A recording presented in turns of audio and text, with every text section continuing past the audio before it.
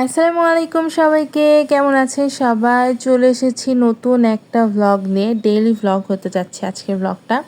তো সকাল থেকে শুরু করেছি অ্যান্ড সকালটা শুরু করেছি সুন্দর একটা ওয়েদার আর হচ্ছে লেমন ওয়ার্ম ওয়াটার দিয়ে। সো সকালটা আমার খুবই ভালো যায়, আমি খুব সুন্দর করে ব্রেকফাস্ট করি, খুব সুন্দর মেনটেন করে। সকালবেলা হচ্ছে যে ছোলা ভিজে রেখেছিলাম গত রাতে, তো সেইটা হচ্ছে সুন্দর করে ধুয়ে উপরে হচ্ছে টক দই দিয়েছি। আর আগে থেকে একটু লবণ নিয়ে নিয়েছিলাম, ওটা দেখাতে পারিনি, স্কিপ হয়ে গিয়েছিল। অ্যান্ড সাথে হচ্ছে দুটো ডিম সিদ্ধ দিয়ে দিয়েছি। এটা হচ্ছে ব্রেকফাস্টের জন্য খুবই হেলদি।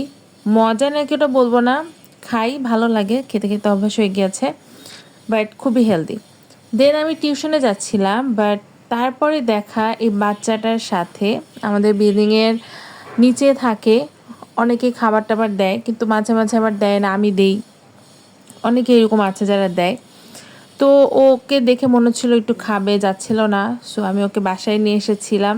আমি চলে যাচ্ছিলাম টিউশনে, তারপর আমি আবার ব্যাক করে আমি ওকে হচ্ছে বাসায় নিয়ে এসে বাসায় দেখলাম মাছ ছিল একটা, সো ওটাকে হচ্ছে সুন্দর করে ধুয়ে ওকে দিচ্ছিলাম। ও এত লক্ষ্মী, আমি হচ্ছে মাছটা বাছতেছিলাম, ও হচ্ছে অপেক্ষা করছিল। এমন না যে ও হচ্ছে বাটি থেকে মুখ দিয়ে নিচ্ছে না, ওরকম নিচ্ছে না। আমি মাছ বাছতে যতক্ষণ লাগতেছে ও ততক্ষণ অপেক্ষা করতেছে। তারপর আমি যখন আবার দিচ্ছি, সে আবার তখন খাচ্ছে। বাইরের এই বিড়ালগুলো এত লক্ষ্মী, মনে হয় কি বাসায় এনে পালি।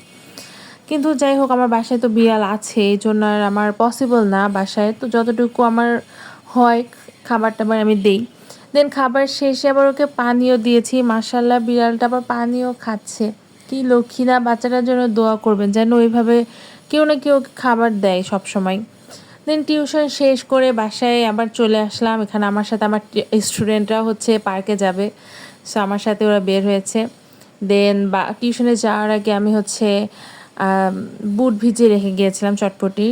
সো আজকে হচ্ছে ফুচকা বানাবো। সো এই জন্য ভিজানো যেই বুট, সেটা হচ্ছে আমি এখন আলুর সাথে সিদ্ধ দিব, সিদ্ধ দিয়ে দেন ফুচকা বানাবো।